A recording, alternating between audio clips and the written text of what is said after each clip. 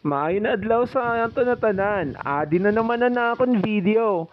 So yan na, maski malain na naton pagmatsyag, kaipuhan nato na himuon na aton adlaw nakapakipakinabang.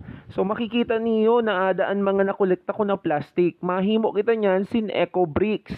Siyempre nagkuha ako sin empty na bottles and mineral, kag an aton una nahihimuon, ipapansulod naton ina kun mudo darag ko kaipuhan naton na guntingon kag amo naton isusulod.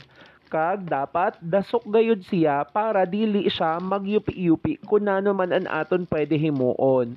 And at the same time, makabulig na kita sa aton palibot na mabawasan ang mga plastic na nagkakalat sa pang-uraadlaw naton.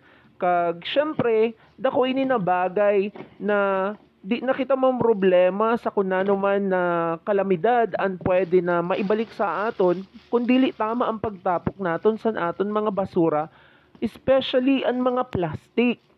'Di ba? Kasabay na ang plastic niyo nakaurupod, 'di ba? Cherries.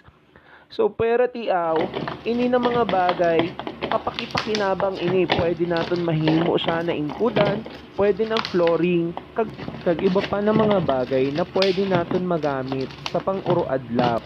Kaipuhan ta lang natipunon ang aton mga plastic, kag aton pwede inihimuon na libangan pag wala kitang ginahimo. Inigayaan na ideya hali sa amon principal na si Ma'am Welma Almohela.